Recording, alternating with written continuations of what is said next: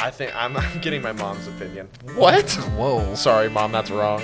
I absolutely murdered Careless Whisper. Oh, really? Oh, I killed it. Like, the more stupid you can get, the better. So I will hold back that statement that I'm going to say. Oh, you can say people will have voiced their opinion. No, it's all right. Okay. Alrighty, welcome back to another episode of the Bunch of BS podcast. I'm your host, Blake Stortz, and I'm joined by Michael Christensen, noted Star Wars and Taylor Swift extravaganza. Enthusiast, I think is the word you're looking for. Enthusiast. Yeah. Yes. Happy to be on. Thanks for having me. Yes. Glad to. Trying to get as many people as possible. Fixing to graduate in 4 weeks. Yeah. So. What's the plan after you graduate? What's the future of this looking like? I've applied to a bunch of grad assistant spots. Like you ever heard of Benedictine? No, I don't know a lot of the colleges. Okay. Like Benedictine's it's a college in Atchison, Kansas. They're in the heart of America. They're not in the KCAC, obviously. Right. So they play like Grandview, Dordt, St. Ambrose, which we played earlier this year. Yeah. And Baker is another one. But I applied to I thought Baker was a CC. No, Baker is a university. Baker BU. All right. Yeah. I think there might also be a Baker Community College, but I don't know. Who knows? But I applied to a grad assistant spot at Benedictine for videography, so they'll make like cool highlight videos and stuff like that. Is that your major now, videography? No, digital media communication is my major. So. Gotcha. Yep. What do the classes look like for that? 'Cause, like, I have a cousin who's a graphic design major. Not that that's the same thing, but it's more of like a we take similar classes. Yeah. Because like Taylor I believe is a graphic design. Yeah. Yeah. So. But like right now I'm taking videography too. I'm in persuasion, which is part of the communication part. Persuasion, public speaking is another one. You got to take a foreign language class, which I took too. What are you taking? Or what did you take? I guess? I took Spanish my first 2 years, and then I took ASL. Gosh. Yeah. How good are you at sign language then? I'm decent. I can carry a little bit of a conversation, but I couldn't have like a full on like argument with somebody. So yeah. Have you ever seen a School for the Deaf play? No. Yep. My high school used to play the Oklahoma School for the Deaf in football, in basketball. Oh, that's not hilarious. That's inspiring. Yes, it is. They How good are you at Spanish? Spanish. I mean, we probably know. I mean, I know more baseball Spanish than I do. Yeah. Donde está la strike zone? Donde está la zone? Well, yeah, the technical Spanish for that is donde está la zona de strike. Fair enough. But I mean, like, whenever we say zone, we don't say strike zone. We say zone. Yeah. I have a 93-day streak on Duolingo with Spanish. Nice. And so, I don't know, it makes me feel smart while I do it. And then, I hear any Spanish, I'm like, oh, that went. Nope. Right no, over it's my like, head. oh, no, you don't know the right Spanish. I remember last year, you remember Petra and Zoe? Yeah, I mean, they're from Argentina. Didn't really know them. Yeah, but they're from Argentina. But I remember at some parties they'd have arguments with some of the other Spanish-speaking guys and gals who are the international students, and they were arguing like, "You don't speak the right Spanish. No, you don't speak the right Spanish." And I'm like, "Oh boy." Yeah, I hear Dario and JMO and Frankie sometimes, but they'll yell at each other in Spanish. Just give a good "Vamos, papi." Vamos, papi. Vamos, vamos. Vamos, papi. Yeah, my one of my best friends is in minor league ball with the Twins right now. Oh, that's cool. Just, full of Dominicans. So is he down in Wichita then? No, he's for the Single A affiliate. Okay, they're called the Mighty Muscles. Which here's the thing. Oh, here's the thing. I think at some point in my life, I want to live in a town that has a minor league team because they are so organized and so unserious at the same time. Yeah, like the Rocket City Trash Pandas. Yeah, like the Salt Lake Bees, which I plan to go on a lot of games there when I go back home. I'm from Idaho, by the way. We didn't really do an introduction. Yeah, but I plan on going to a lot of Salt Lake Bees games, and they have an alternate, which is the Dirty Sodas, which is, Oh, yeah, because... Oh, yeah, because, LDS members don't drink coffee. Yes. I remember seeing that's a funny photo I saw today. It was a holy war. It was Utah versus BYU. Go Cougs. And, noted Cougar fan. Very passionate. I have my heart in both. My friend who's in with the Twins, he went to the University of Utah. So I have a few Ute shirts. I repped it while he was there, but... No, my mom's a BYU alum. There's a lot of royal and white that go through my family. Yeah, but the famous picture I was talking about, it was like I don't know if it was at Utah or if it was at BYU, but there was like a bar and then there was a soda bar.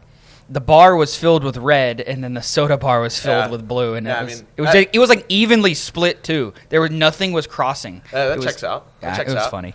Yeah, but no, they had alternate. It was just like the dirty sodas, and I keep sending it to my mom. I was like, we're gonna go get a jersey. We gotta get a jersey. What is a dirty soda? So it's like just soda with flavorings. It's like you know how you can get like cherry Coke, basically. Yeah, it's that, but on like steroids. So like, I mean, I swear every kid in Utah or every high schooler in Utah and Idaho worked at a soda shop at one point, myself included. Yeah. And basically what it is that you just have like your fountain drinks and then just like 80 different 80 different syrups, like all in sugar free, and then you would just like order stuff off the menu.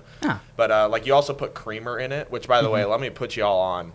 Like, I've heard of doing soda with creamer. Oh my gosh, dude, it's so much better than you can imagine. Really? Oh, it is so much better. Like, I got some looks all the time, but like in the fall, dude, I would get like, you know, my Pepsi Zero, and I'd put like the vanilla creamer in it, dude. Oh, I was about to say, what's the best soda you think to combo it with? Is Pepsi Zero? Well, I mean, that's just what we have available. Yeah. I mean, I don't really rock with full sugar like that, so. I typically just go with that. Is that an LDS thing, or is that just a you thing? No sugar? Yeah. I just don't rock with calories. Yeah. I just want to, because I know LDS members aren't allowed to drink coffee as well, right?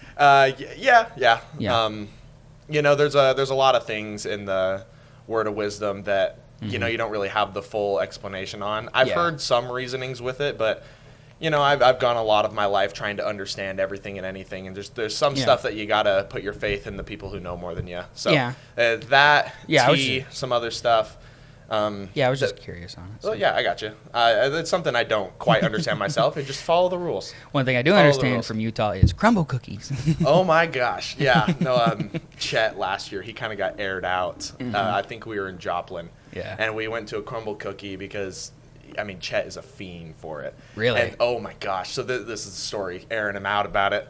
Sorry, Chet. Love you, Colin. But we go to this crumble cookie. I think we just got done at, like, Chipotle, and they're, like, him, P-Star, and Jace. We're all like, yo, there's a crumble cookie, like, a block over. And so we all left Chipotle and went to go get the crumble. And they had the little kiosks that you ordered it on. Yeah. And he orders it in, and since he's like a member or something, he like put in his number for rewards or something. And so on the big TV right above the counter, crap. It was like all of us put on the kiosk, but it would say like, you know, Michael C. up there. And then next to Chet's name, it had like gold member on it. So we were like, oh, so you're a certified fat ass. Like, it was so funny. We're sitting up there, we're like, oh, Chet, gold member, huh? And he just goes like, I didn't know it would air me out like that. I remember hearing something about like something similar to that with Coach Dawson, because they order the post game meals, right? But when they order the post game meals, he's got to like sometimes he does it through the phone or whatever, and so. But he pays with the school's money because we budget for that. Right. But we don't go to K-State for nothing. Yeah, I say we don't go to K-State for nothing. But he's ordered so much that he looked back. He had like 15,000 Wendy's points because of all the meals. You got to think there's no way, like, of those big chain, basically the restaurants that we all go to, there's no way he ever pays for his meals. Because, like, dude, he has to have, like, all of the rewards. Yeah. Like, there's no way that he goes in, like, on his own accord and doesn't have enough points to get a meal every single time. Oh, yeah, 100%. But, dude, you know what I found out today? What? Apparently all of the coaches love Arby's. Really? Oh, yeah, that's what I'm saying. I don't think I've been to the Arby's in town except for my freshman year. I can't remember the last time I've been to an Arby's. Really? Oh, my goodness. I love their curly fries. Like, their curly fries are amazing. Right, but, like, I was telling Roble today at Hitting Groups, I was like, dude, it has to be a money laundering scheme, right? And he goes like, no, it's not. Like, they have their fan base. I was like, where? And he was like, dude, every single time that we go, like, to eat as a coaching staff, we as in, you know, the Roble's talking. Yeah. He's like, every time we go out to eat as a coaching staff, everyone suggests Arby's. And he's like, guys, no. Thing is, Arby's is a sandwich place. It's meat. I get the chicken from Arby's. Like I said, I'll have to take your word for it. I get the crispy chicken tenders. That's what I get. Fair enough. I'll have to remember that for when I don't go to Arby's. Yeah. But not like he was just thinking, or lost my train of thought a little bit. But like there's no way. Like there's no way that Arby's is that good. That good. I know it's like I think the last time I had to go was when like I didn't have a say of what I ate. Yeah. So like elementary school. Yeah. What I thought was weird here in Mac is they have a Slim Chickens. I thought that was really weird and random. I had only had Slims like one time, and I didn't even realize what it was. It was in like Salt Lake when I was in high school, and the only thing I got there, this is how I knew I went to a Slims, is the jar desserts. Yeah, they come in the mason jars. Yeah, so like I remember having that one time. I was like, oh, this is cool. Like place never been to has this, and then like I came here and I saw all the desserts in the door, and I was like, I had that before when I was like 16. I haven't had Slims in a while. My dad, whenever they come up here, they get Slims because we don't have one back in my hometown. But I do miss my Whataburger. Yeah, I do miss my Whataburger. We also talked about Chris Dawson, our coach, hates Whataburger. Really? Oh yeah. I don't have an opinion on it because there's a lot of places that people swear by that I just don't think is that good. We can get into that after you say what you need about Whataburger. But I love Whataburger. I think Whataburger fits into that category. There's a couple places, I'll name them. Chick-fil-A, In-N-Out, and Whataburger. People who like those places swear that they cure cancer. Newsflash, they don't. My sister loves Chick-fil-A. She loves Chick-fil-A. Dude, I swear that they're like brainwashing these guys. It's Christian chicken. Because listen, it's fine. Like it's okay. Like if someone's like, oh yo, we're catering and we're getting Chick-fil-A, like I'm not mad about it. But like there's better chicken places. Really? Yeah, like Raising Cane's. See, I wasn't really raised on Raising Cane's. Raising Cane's it's always felt like it was a big city thing. Like I've never there's not one in my hometown, and my hometown's pretty decent size. So how big? 26,000. Okay, yeah, I guess that's decent size. My hometown's they just broke ground on a Raising Cane's. Nice. After I graduated high school, I moved to Utah for the summer because my travel ball team was there, and Raising Cane's is a big Utah Salt Lake thing. Like I swear, there's like 8 of them in Salt Lake area. Are you gonna get Livy Dunn to come run the drive-through? I mean, we can hope, right? Have you seen the TikToks of them stealing the cutout? Oh yeah, I think it's hilarious. It's hilarious. How much do you think they have? Like, I mean, obviously when they do a promotion like that, they got to send like 4 or 5. Yes. Right? Oh, I bet they send more. And they have to give it to like only the managers. Yeah. Because like if I work there, I'm taking one. Yeah. There's some guy here at Mac in one of the dorms. It's one of the football players has one. Yeah, no, I see it. I saw it on like the Barstool one time. I think. It's in one of the dorms. I think it's Metzler or Dotzer, but they have one. But yeah, like you were saying earlier, I love Whataburger. I don't know what it is. I just love Whataburger. I never knew CD hated it. I learned that today. Wow. Granted, I have never been to a Whataburger, so yeah. I guess it's I can't say it's a big Texas thing. Well, yeah, I mean that's what everyone says about it. It's just like, it's a Texas thing, man. You just gotta experience it. Yeah. I'm like, I don't think I do. Yeah. So the big thing for me growing up though was Brahms, because Brahms is headquartered in OK. There's one. Have you not been in the Brahms? Well, I know. Yeah, you can finish your statement. I'll get on it. But Brahms is headquartered in OKC. It was founded in Oklahoma, but their philosophy is they don't make a store that's not within like 8 hours, I want to say, of the headquarters, so the food's always fresh.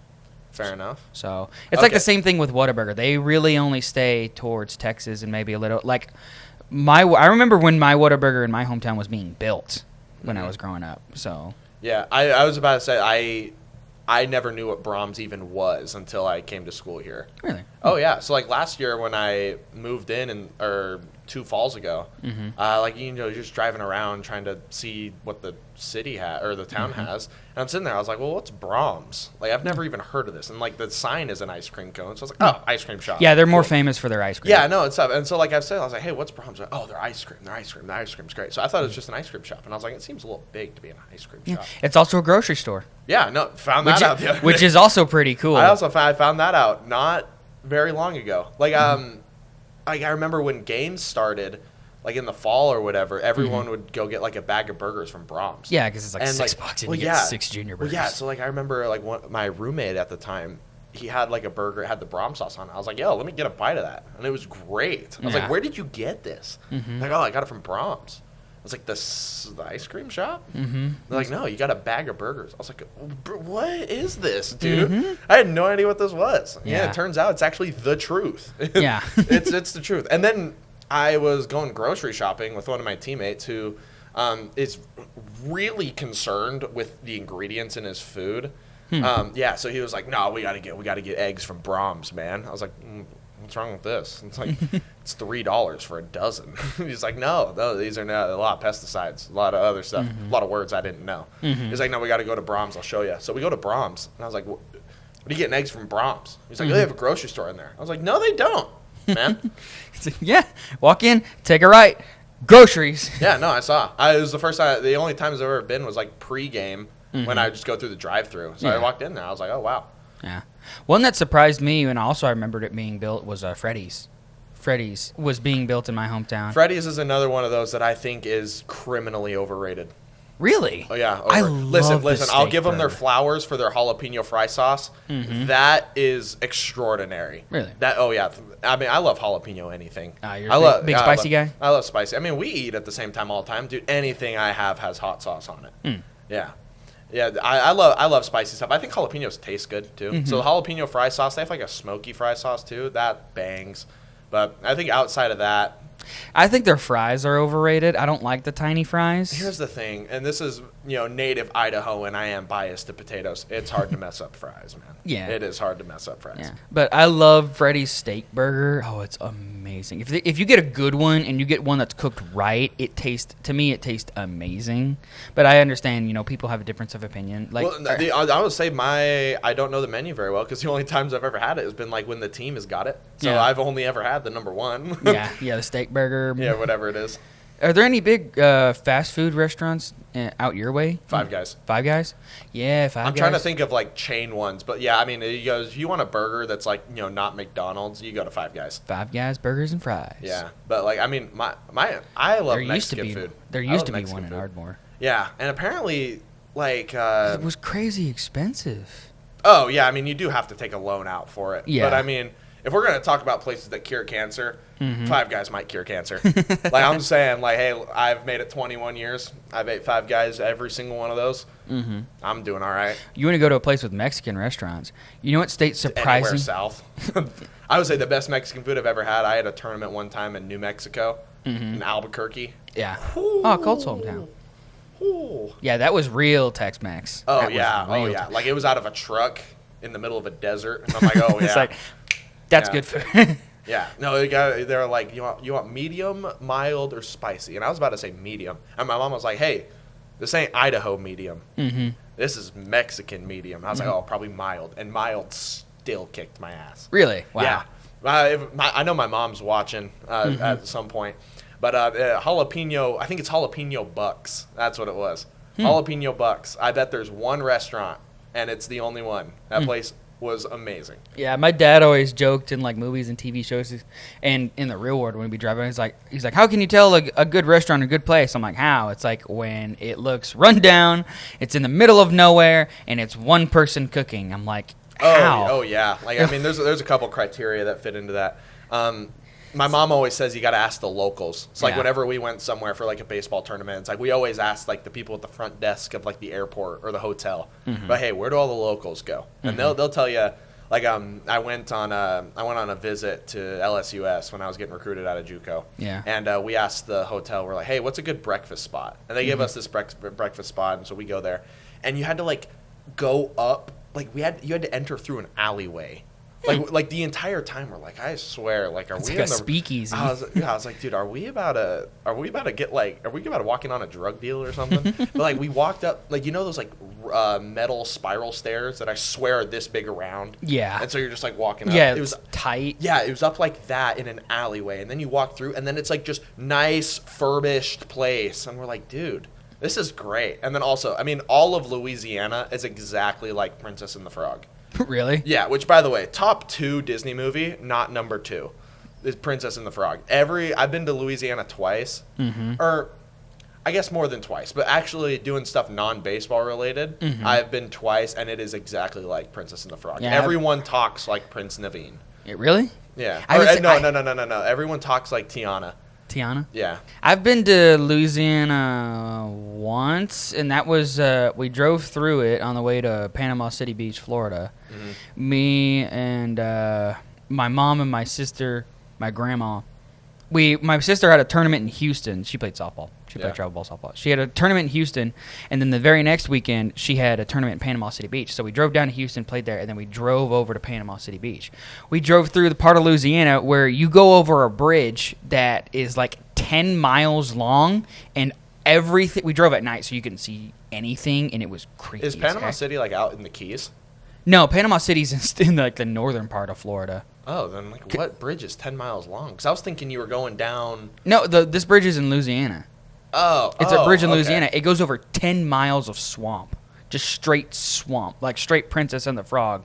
Gators, Yeah. cypress trees. Yeah, frogs. Yeah, frogs. Frogs. I haven't seen Princess and the Frog in forever. That's your prompting tonight. Princess and the Frog. I do It's a have Disney good one. Plus. It's a But good I one. do remember it's a TikTok sound. It's the Are You Ready song. Are you ready? Yeah, I mean, one of our favorite dugout chirps is, the going down the bayou. Mm-hmm. That's me, Soto, and Giebert get out that all the time. Just, it's a, fastball, strike three, just going down the bayou.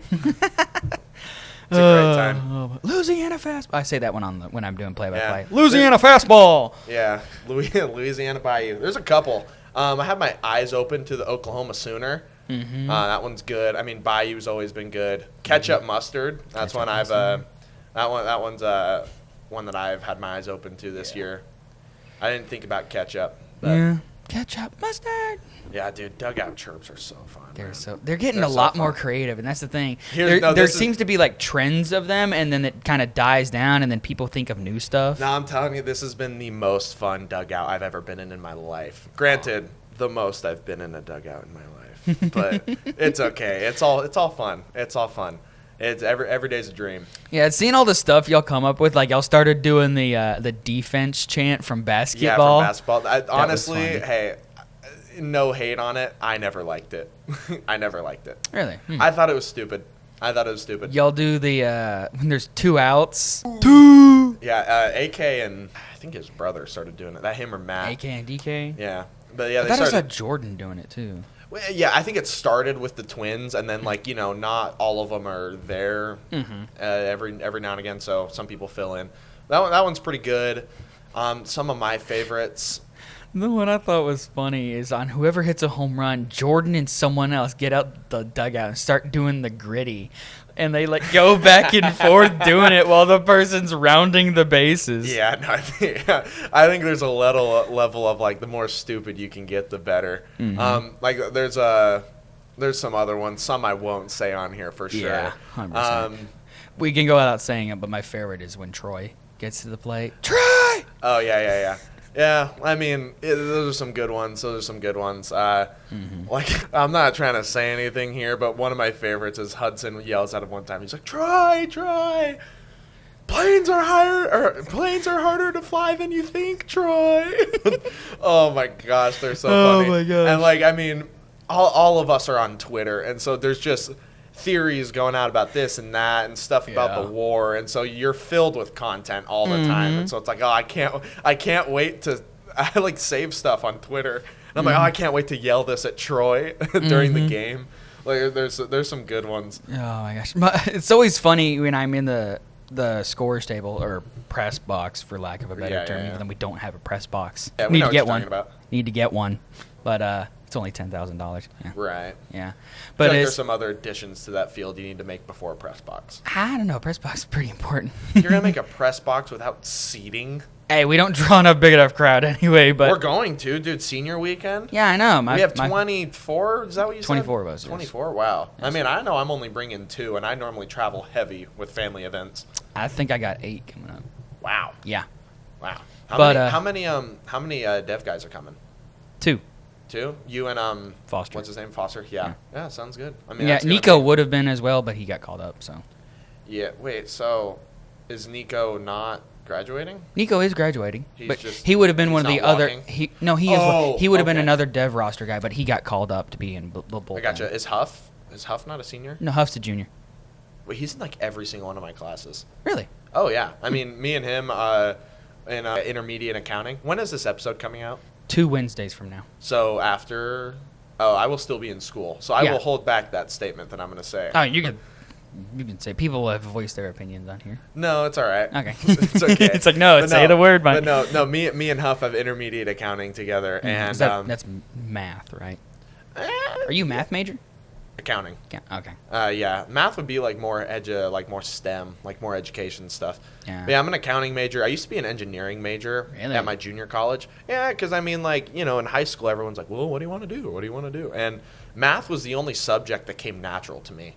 Like, I mean, high school, you complete all the assignments and study a little bit, you're gonna get an A. You're gonna get a good grade. So I never studied in high school. Yeah, I didn't have to. I didn't have flying colors. Yeah, no, I didn't have to much either. But like I got good grades for the most part, but math was the only one that like I didn't have to try for. Like I just understood it right off the rip. And so there's coming to points where it's like, you know, what do you want to do after high school? And you know, no one knows that answer. But I was like, you know, well, math is really the only thing that I'm good at. So I was like, I'm going to go down this route. And you know, I had some other, maybe not my friend group, but friends of friends that were so smart. Like one of them's at Clemson, another one's at Alabama, like full rides, like president scholarship stuff. Wow. And so yeah, they were like, oh, I'm gonna be an engineer, and I was like, am I smart enough to be an engineer? It's like, well, let's go find out. Like my junior college offered engineering, so I was like, yeah, why not? And so I went through chemistry, and I got about halfway through calculus 2 my sophomore year. And that was when my coach was like, hey, like I had a really good fall my sophomore year. And my coach calls me in. He's like, you know, hey, I'm not telling you to switch your major, but like you'd get a lot more offers if you were a business major. And really? I was, oh, yeah. He was like, well, because they call your coach. And here's the thing, coaching world, small world. Like everyone is like 3 phone calls away from everyone else. You know a guy who knows a guy who knows a guy. So they all contacted my junior college coach when they're asking about me. And they were like, well, like, what major is he? And it's like, oh, he's an engineering major. Well, we don't offer engineering. Click. And so he was like, yeah, if you're a business major, you'd probably get a lot more offers. And I was like, you know what? I was dealing with, like, imaginary numbers and, you know, integrals in calculus. And I was like, you know what? If I never had to learn any more new math, I think I would live. And so I scrapped it. I went into my advisor, who was hot. My advisor was hot. Her name was Stephanie. We were on a first name basis. It's a JUCO. I feel like everybody's on a first name basis. She had like 4 students. Yeah. I think her last name was like Ulster or something. I don't know. She was Stephanie. We'll pull up a picture right now. Jamie, can you pull that up? Joe. I wish I had Joe Rogan. Hey, Jamie, pull that up. Jamie, pull that up. But yeah, no, I told her, I was like, hey, can I switch my major? She's like, oh, to what? And I was like, oh, business. She's like, oh, like business management or business accounting? My dad is an accounting major. So I was like, oh, I'll go with accounting.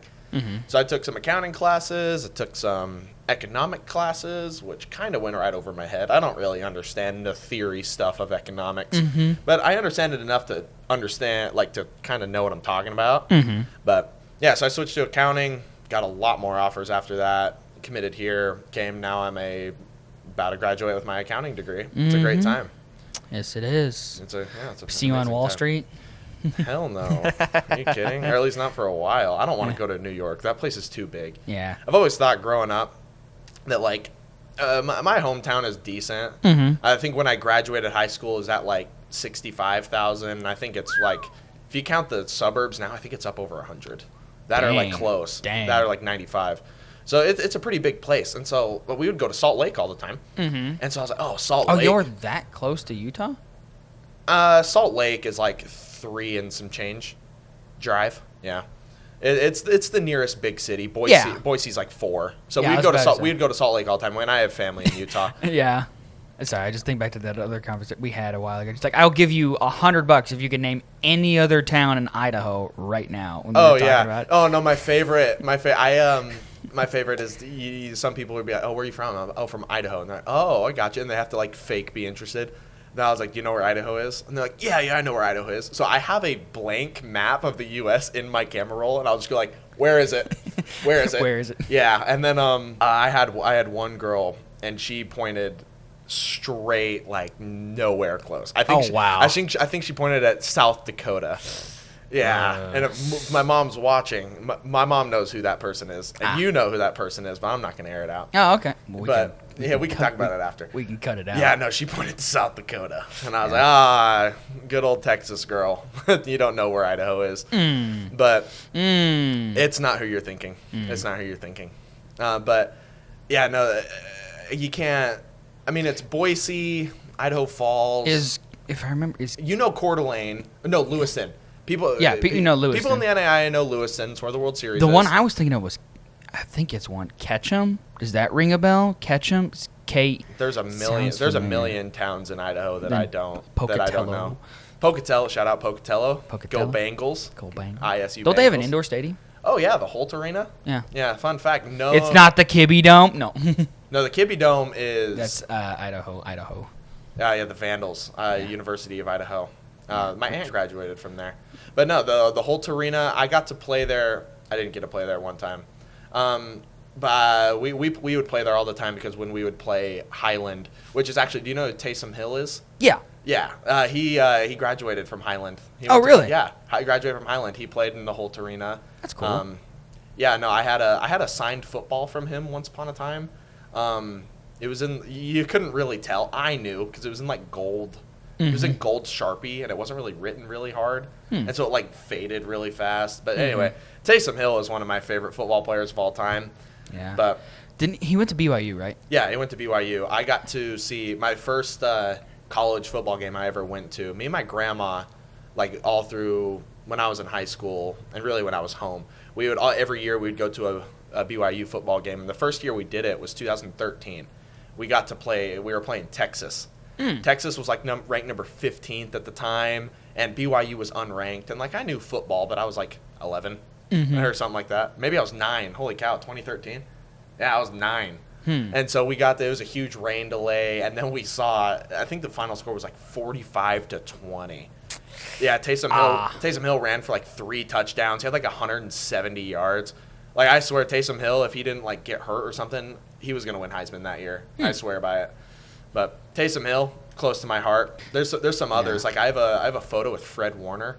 Oh, really? Yeah, because BYU does a thing called the Cougar Walk. Yeah. Where they would walk from like where the buses end, like through campus and into the field. And a couple years we went early enough to do it. And one of my grandma's sisters was good friends with Fred Warner's grandma or something. Small world, I know. Yeah. Yeah, but anyway, I have a photo with Fred Warner. That's cool. Yeah. That's and then he cool. got drafted by the 49ers, and now he's the best linebacker in the league. Really cool stuff. That is pretty cool. My mom, she works in the medical field, and she randomly sends me like some famous people that will come into her office because Oklahoma, there's not a lot of famous people, but it's like you were saying, small world. Like somehow someone who's someone of someone will walk through the door, but then that famous person walked. Like there was an old OU football player that he was really good. He got drafted in like the 2nd round, I want to say. But he just comes into my mom's office, and my mom's doing like the x-rays or something. Look at him. She goes, this guy's young. He's like, he should not have this cartilage or this something wrong with this part of his body. He's like, I bet you football did him in. And she looked up his name. It was like, oh yeah, it's like 2-time All Big 12. Yeah. It's like drafted 2nd round. I'm like, oh. She's like, yeah. Have you seen some of the stuff that goes on when like baseball players get like MRIs or something in their shoulder? It's how they're insane. how like if the context wasn't that they were baseball players, like any medical professional will look at this and just go like, dude, like your shoulder is capital F screwed, if you know what I mean. Yes. Yeah, and then you get like context. He plays baseball. And he goes, oh yeah, he's fine. Or like anyone else would be like, oh, surgery. It's right like that now. scene in I think it's The Dark Knight. It's like the doctor's like, I haven't seen Dark Knight in a while. I know, I need to rewatch him. But he's like, he does an MRI or an X-ray of Batman's knee. He goes, I have seen a worse cartilage in the knee, and Batman's like, oh, it's like good. He's like, no, it's because there is no cartilage in your knee at all. Isn't that in the second one? Yeah, it's Dark Knight Rises. Yeah. I remember that part. I remember watching half of that movie. I got confused on that trilogy at first because the first one is Batman Begins, and then it goes Dark Knight and then Dark Knight Rises. Yeah, but there's also like 3 different iterations of it, like with different actors. Like there's the Christian Bale one. Yeah. And then I'm blanking on the names right now, but like. Are you talking about the '90s Batmans? No, I mean like there's Christian Bale. Then there's some other ones. The newest one is Robert Pattinson. Yeah. That one was good. I liked that one. I haven't seen a lot of movies. I haven't seen a lot of media. Like I like, to lack of a better term, I'm a YouTube kid. I really when I got here and I figured out that there was nothing to do, that's when I really started watching like movies. Like I saw Interstellar for the first time last year. I still haven't seen it. I just got done watching Suits. That might be the greatest piece of media I ever lay my eyes on. Like that I just started Breaking Bad. Like I think I'm like 7 episodes in. I started it and I got to season 2, then I got busy and I have stopped so far. So yeah, no, I think I can get into it. I'm like, I enjoy watching it, but like I mean, when I was deep into Suits, I was like, I could not turn it off. I did not get any schoolwork done. My show of that choice was I started during COVID was Supernatural. I mean, it's a show, 2 brothers, they hunt supernatural things like ghosts, demons, things that are not of the natural world. They're supernatural, and it's and it's fun because it's funny. My mom and dad originally did not want me to watch it. Like, oh, I don't want you watching the demons and the ghosts. I'm like, were you 12? No, this is COVID, so it was my sophomore year of high school. Okay, yeah, that's an all right age to watch what your kid watches. It was 16. 15. Whatever. So I'm like, I get understand, but then I took some explain. I'm like, Mom, they kill the demons. They don't worship the demons. They kill them. It's like that was the same thing I found out with. You ever seen the old video game Doom? I mean, I've heard of it. I don't know. So premise of Doom, people doing experiments. They open a portal to hell. Demons get released. Doom guy, which is the player you're playing as, you go around killing and shooting demons. And but it was a big thing in the 90s and 80s when it first came out that a bunch of moms were complaining. It's like, oh, I don't want my baby or my kid. Was that around the same time where video games cause violence? I think it might have been. It was just 80s, 90s. Yeah. So this is back when everything was pixelated. But a bunch of moms were up in arms like, oh, I don't want my baby this devil worshipping stuff. It's like, yeah, and I was like, and people were talking about like, it has the exact opposite effect. You are killing the demons. The guy who created Doom is a member of the LDS Church. Shout out. Yeah. I found that out, and he's like, they were asking me, he's like, I have a pretty strong stance against right, yeah, against it. Sins, it's like sinful activity. Yes, Lucifer. Yes, it's like I have a pretty strong stance, and I feel like the Doom guy has a pretty strong stance against them too. Yeah. It's like most people use holy water. It's like this guy uses a shotgun. It's like, what's the difference? Yeah, fair enough. But I thought that was pretty funny. Yeah, that's pretty good. That's pretty good. I haven't played a lot of video. I'm really not a video game guy. I mean, I've had my nights of Fortnite. I vividly remember when like Playground first came out, and me and my buddy Connor, we stayed up all night, like legitimately all night. And I remember we were going to like a water park the next day, and my mom comes down. I just hear the stairs, and just like, oh no. Oh. She opens the door. She's like, do not tell me you stayed up all night. And so I didn't tell her that I was like, she's like, go to bed. I was like, it's 6:30. There's no point. It's like one of those, I always see the memes of like TikTok. You're like gaming and you're like, all right. Then you get up or you go like look at a window and it's like bright outside. You're like, oh. I've only ever had one of those nights. It was what I just first described. In my old age, I've succumbed to my circadian rhythm more than I did in my younger years. Yeah, but it's weird. I woke up randomly last night at like 3:30 at like 4 o'clock at night, drank a glass of water, and then went back to bed. Like I don't know why. Fair enough. My body did me a solid. I woke up naturally like 5 minutes before my alarm. See, I do that too, and I kind of hate it sometimes, but I kind of like it sometimes. I'm like, all right, it's like I'll just get up. Oh no, I loved it. It was great. I had a little bit of an early morning, and I like lifting in the morning. About 9:30 is about the latest I can lift and still enjoy it. So yeah, I had to be at the elementary school at 7:45 for High Five Friday. Oh yeah, I was wondering if y'all still did that. I started to think we weren't until the list came out last night, and I was like, early morning tomorrow. So I woke up at 5, and right around 4:55, woke up naturally without my alarm. I was bright-eyed, bushy-tailed at the gym. Then I got to go to the elementary school, and everyone was kind of tired. CJ was the guy bringing the energy, which, I mean, shocker. Yes, I know. He was in there, he was like, happy Friday, you guys. Yeah, he's high-fiving everyone. Yeah. And these kids were not feeling it. Really? They were not feeling it. Yeah, so, like, one of the teachers was like, yeah, like, some of you go to this entrance, some of you go down to the other one. So it was me, Campos, AK, and Fuller. We all went down to the other one. And the kids on the other end were so much more fun. Oh, really? So much more fun. I started high-fiving them. Were those the bus kids or were those the car kids? I don't know. There was too many. I just looked at the ones in front of me. But yeah, I started high-fiving them. They were great. They were great. So I like started. Some of them were like up to here on me. I'm like, I'm not short. I'm 6 foot on my physical, and so I'm like, I'm putting my hand up here, and they're like jumping to do it. I was the most popular guy in the world. That made me feel kind of good. I'm not gonna lie. And then one of them was like, oh, like you guys play baseball, right? And I was like, yeah. And he goes, are you fast? And I was like, faster than you. He's like, really? You think so? And I was like, I will race you right now. I did. I raced them. They were like, you sure you're faster than me? I was like, I hope. I better be. I'm a college athlete. I should be faster than you. Did Jordan feel like he was at home? I told one of the kids, I said, you see the guy in the white hat over there? I was like, it would make my day if you went over and were like, hey, why are we the same size? And I think he did. I don't know. My hands were busy. But yeah, he was like, yo, let's race. And I was like, okay, well, I'm not going to turn down a race from a 9-year-old. And so they were big. They were really big. So I was like, okay, I might actually have to try here. And so we line up. The fence is like 40 feet away. And they're like, all right, to the fence and back. So I go, and it is 7:50 in the morning. Now, I had been up for a little bit, not running. So I take 1 step, take 2 steps. My central nervous system was not ready for that. Like, I swear, I could not feel from the hip down. Oh, like just tensed up, and I was like, well, I can't lose. and so I started going, and I won the race. I won the race against the 9-year-olds, you guys. Yes. But yeah, I ended up beating them. Then we went into the assembly and stuff. It was a great time. Like, honestly, like waking up early, it's fine. I like to think I'm a morning person, but I mean, it was actually really cool. The kids had a great attitude. So being around High Five Friday, I thought was a very fun time. Oh, yeah. I did it once in the last semester. Yeah, last time I did it was last year. Yeah, I did it last semester, and we went to the assembly and stuff, and it was right at the end of October, I want to say. Oh, it was cold. Maybe November. So, yeah, it was really cold. But we went to the assembly.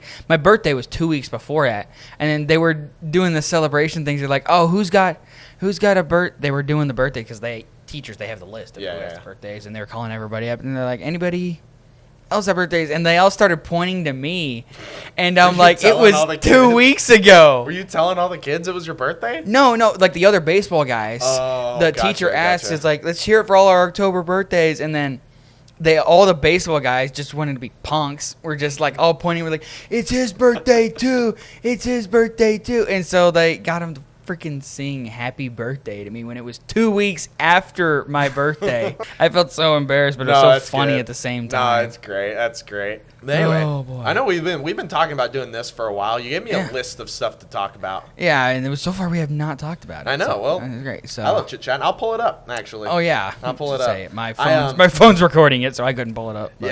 Yeah. Is that my phone getting close to it? Did you hear that? Yeah, I heard that too. It actually might have been your phone. Yeah. I mean, I don't doubt it. So as I can tell, one of the topics that we planned on talking about is on your T-shirt. Yeah. Right now. I would like to say that I planned it, but I really didn't until I got to the calf, and I was like, oh, of course I put on my Taylor Swift shirt talking about Taylor Swift. Noted Swiftie.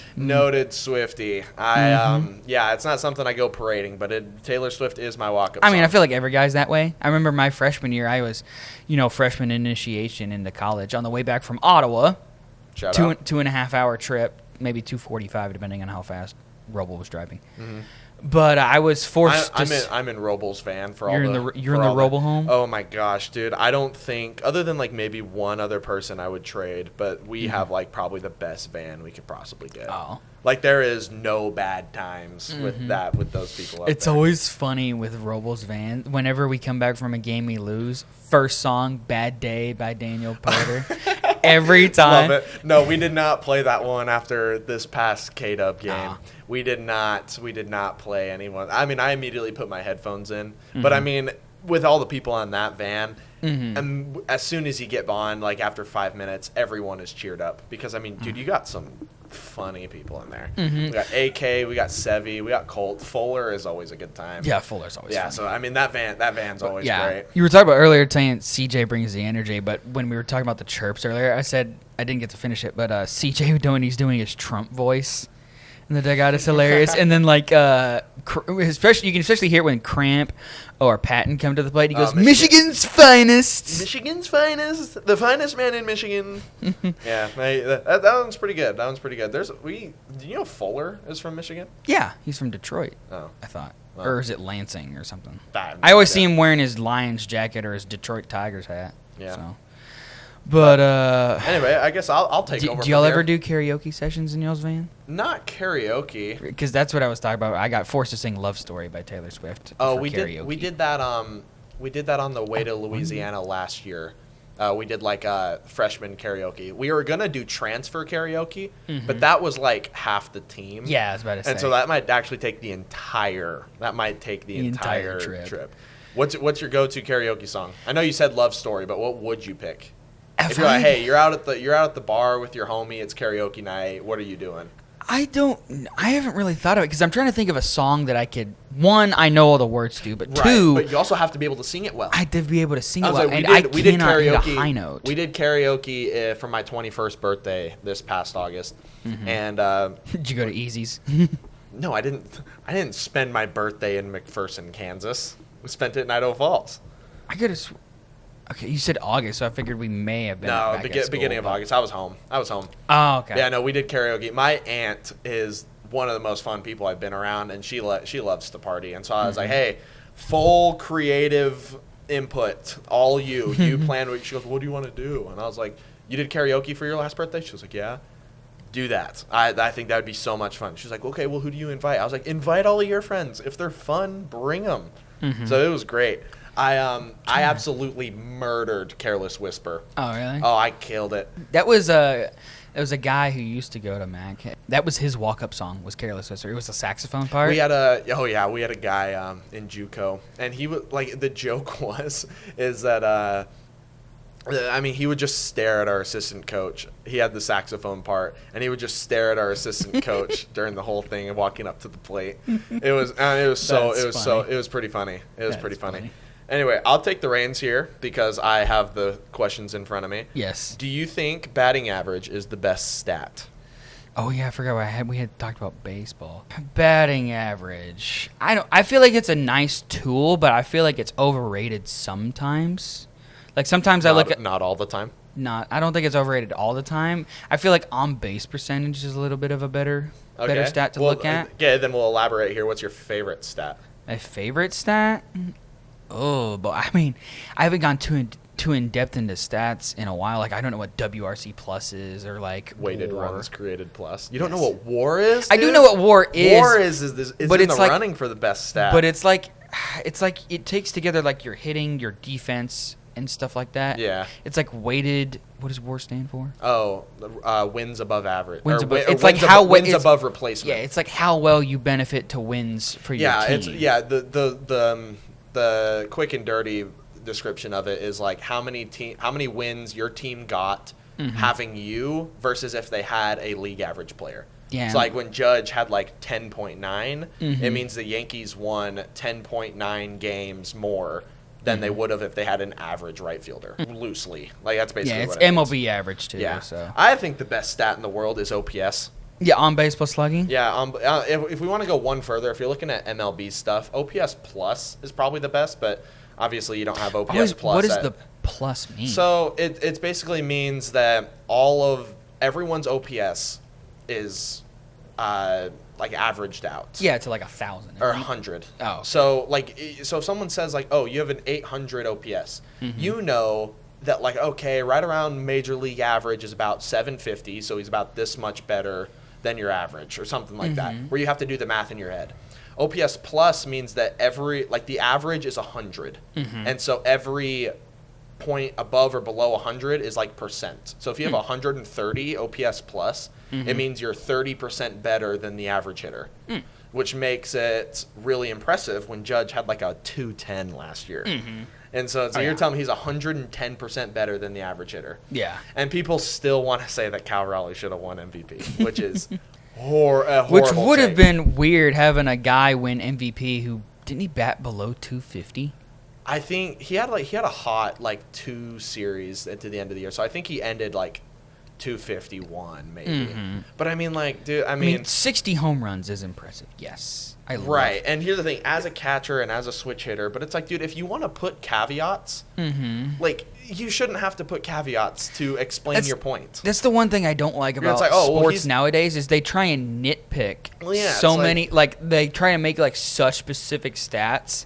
It's like, oh, you're the best hitter on Thursday games in September after 6 o'clock. Yeah, they try and make such specific stats to make people. Like here's the thing. I think it's because he just rivaled Judge for so long. But like I don't hate Shohei, but I do hate watch Shohei Ohtani a little bit. And so like that happens a lot of times where it's like, oh, he's the first player to hit 50 home runs and pitch 4 innings since Babe Ruth, and it's like, well, yeah, no duh, no one else has done it. Yeah. Which, granted, what Shohei is doing is absolutely amazing and should be highlighted. But like. The 50-50 club. Yeah, I mean, that one was crazy. That one was crazy.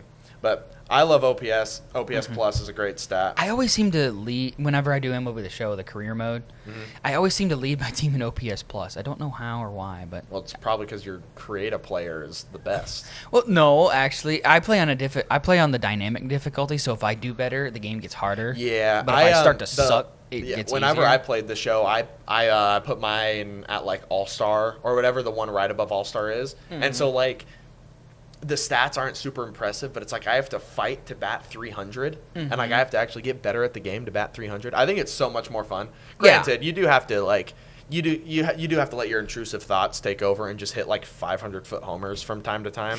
So that's always fun. I always my friends always think it's weird, but like we'd come home from like a baseball game or something, or having a very like high intense like moment, or like a football game or something, and like, oh, you go home, do something relaxed, like, oh, I'll play some MLB The Show, and it's like no way. It's like it's not relaxing. No, I played MLB The Show with one of our teammates last night, and dude, the amount of times he just boom right on his desk, everything falls over, and it's like, dude, that was a 1-1 breaking ball you fouled off. Chill out, dude. It's like video game, not real life. No, like I mean, I don't know how people relax to play video games, because like if there's no stakes, then what are you doing? Yeah. But I'm trying to do that now. I used to have so many like sports games or like games where you had to achieve something. Yeah. I've re-downloaded a couple games where it's just like levels, like it's a story mode. You just play. Do you know what's a game? One of the few video games that I've ever played that I actually really love. Have you heard of Subnautica? Yes. Dude, the survival game? Yeah, that's underwater. Dude, that game is peak. That game is so good. But I can see myself I have no evidence to back this up. This is purely intuition. I think I can see myself getting into Farming Simulator.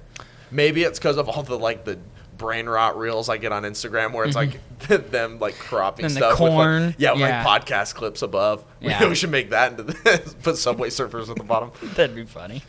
But I can see myself doing something like that where it's like just, you have like Netflix on in the background, you just do something satisfying like that. Well, the thing with Farming Simulator, it is a lot more technical than people think. Like, I know. It is like the ins and outs of farming. Though my brother got into Fishing Simulator, and like, dude, so like I walk into his room and he's literally not moving with his controller, like at a pond, and there's like so many things on the screen. Like I swear, there's like HUDs everywhere. Yeah, it's like the type of line, your type of reel, your type of caster. Yeah, and I was like, dude, what do you put? Shh, shh, shh. And I was like, dude, they can't hear me, bro. He's like, yeah, I'm playing Fishing Simulator. And then, like, he got a reel and brought one in, and he just got super hyped. I'm like, dude, are you kidding me? The ones I've seen that are pretty cool are, like, the horror games where you gotta, like, survive. And, like, I don't do horror. They tune into your mic. So, like, if you make noise with your mic, the killer can hear you. Oh, that's actually kind of sick. There's another one where they tried to like link your watch or your Apple Watch or they sent you a watch that ties into your heartbeats. Oh, your real life heartbeat. Yeah. So if you in real life, because the killer in the game can detect your heartbeat. Yeah. So if your heartbeat in real life gets high, the killer can. That's actually I love that concept. Actually, that's That's really good. But I can't do scary stuff. Yeah, I mean, one of my favorite stories of all time. I had a crush my freshman year of high school. We were in the same math class. She ended up being my girlfriend for a while, but the first like date we had was going to like it was called like Planet Doom, and it was kind of like a like a haunted maze. Yeah. But I mean it was like a spook alley type thing, and like it was us and a bunch of friends. and I couldn't get myself to go in. I couldn't. It was, dude. I mean, talk about a tough look. It was not. Yeah. It was a tough look. But I mean, I couldn't get myself to go in. Luckily, like my cousin was running like the place, and so I just went and hung out with him the whole time. But yeah, so I mean, the crush I had my freshman year when I was 14, and I mean she was a grade above me, so I was really out kicking my coverage here. Yeah, I let her go in with all her friends and all their dates, and I stood out in the parking lot with my cousin.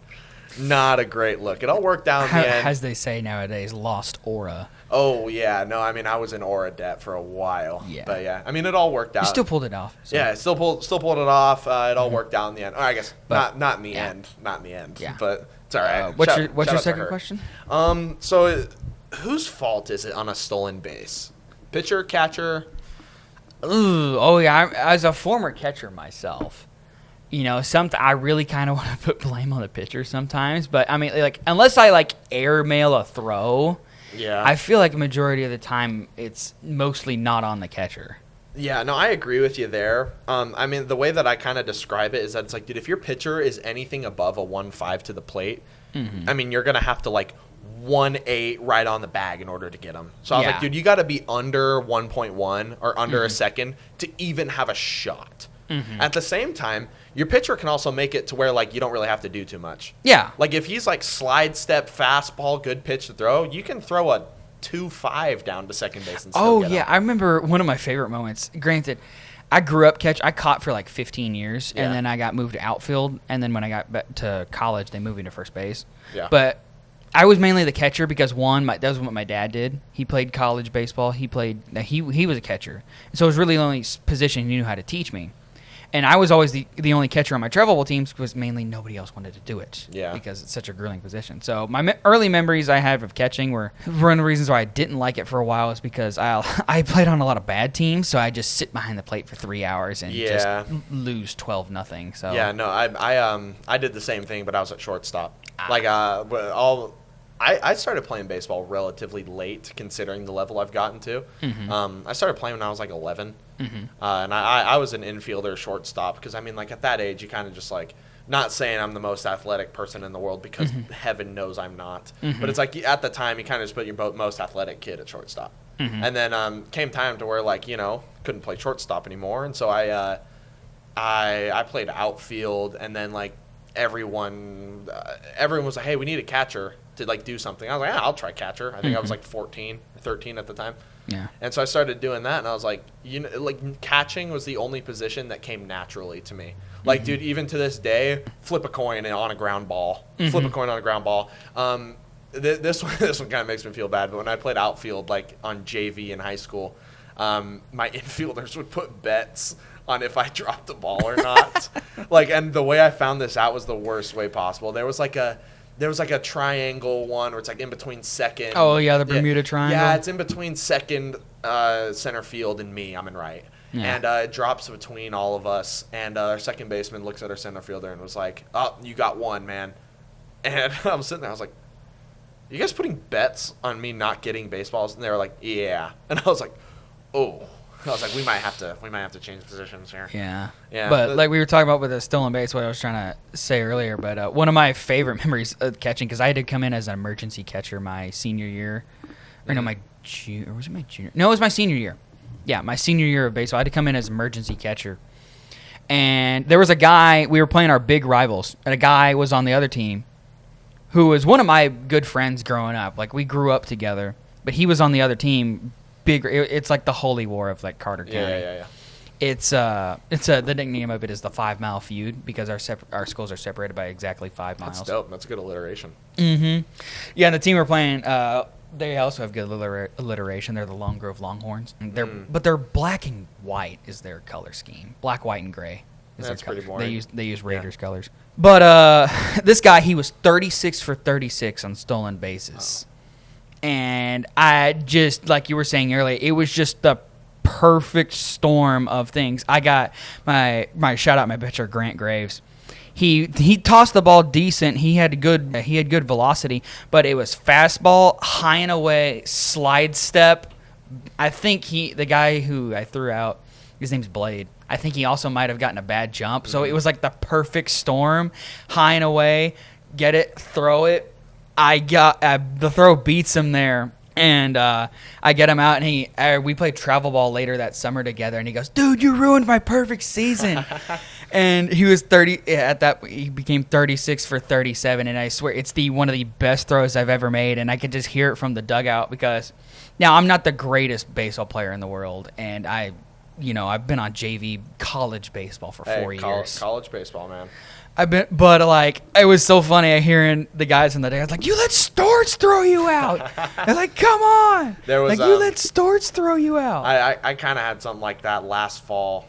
It was Jace, and Jace was coming off the single season stolen base record. Yeah. And so we're in like a fall ball scrimmage, and Jace is on first base, and like I knew he was gonna steal because obviously I was like, yeah. I know he's gonna steal, and like I'm a pretty good catcher, but like as far as throwing goes, I'm not Yachty. Like I can throw pretty good here and there, but like it's not my strong suit. And so I was like, okay, like I'll give a good throw, but like give me a shot, please.